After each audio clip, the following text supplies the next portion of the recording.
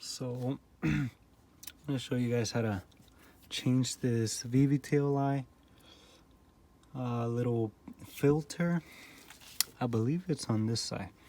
I've done it before on my other motor, but this is the new one. So what you do is basically you just undo these 10mm bolts all around here. There's only 5 of them, it looks like. I don't think it's on the other side. No, it's definitely not on this side. So yeah, just grab your ratchet and go at it. Those 10mm bolts should come out, and just pull it out, and then I'll show you guys how that looks after I do it. So 1, 2, 3, 4, 5 bolts out, and I'll show you guys how it looks after that. All right, so I took out all the bolts. So you can see one of these is kind of like the long ones, actually 2 of them, and then it should slide right out like that. That's what it looks like. I had to undo this one because it was on the way of that top bolt all the way to the left, and right there in the middle you can see that little lift VVTL-I screen. That's the one that you're gonna clean. And if you're having issues with hitting lift, this is probably one of the things that you should look at. Well, first of all, your lift bolts, but if those are all good and you're not hitting lift still, you might want to take a look at this and clean it out. So yep, it's this little guy right here. You just pull it out. Looks like you can just pull it out with your hand, actually.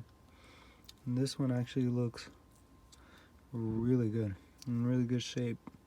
This is my JDM motor that I just got, and this looks in very, very good shape. So if yours was clogged up with sludge, black oil and stuff like that, then you can just clean this with water, soap, whatever you can, and then make sure it's all clean before you put it back in. It goes like this, actually the other way. It goes just like that. I just wanted to make sure it was good before I put the motor in. Yeah, that's it. So I'm gonna give this a good clean real quick, and I'll show you guys how to put it back in there. Alright, so I cleaned this up real nice, and you can see through it. You're supposed to be able to see through it, like a little screen. So if you're not hitting lift, this might be why. First thing you want to do is check your lift bolts. If they're broken, then you're not going to be able to hit lift at all, obviously. And then this might be your second option. So consider it when your 2ZZ on any kind of car is not hitting lift. This little guy sometimes gets clogged up and stuff. So what you're going to do is just put it back in there. It should click. It's a nice firm click.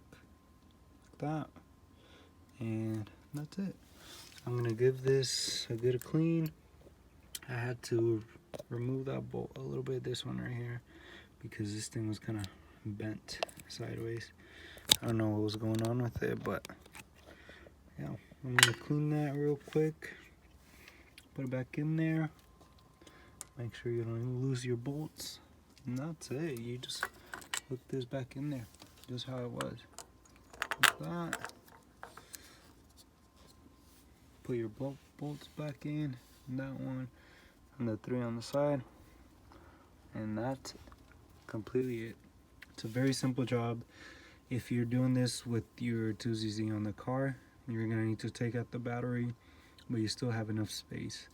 This is gonna be your side where the battery is. So give you a top view of the motor. So and there is this video. I believe I need to replace the knock sensor for the JDM 2ZZ, or from my USDM 2ZZ to this one, which is a JDM one. So I'm gonna do a video on that soon, and then my PCV valve, I'm gonna replace that pretty soon. It's pretty easy as well. It's like $7 at O'Reilly's. So yeah, keep you guys updated on the motor, and I'll bring more content soon. Thank you guys for watching.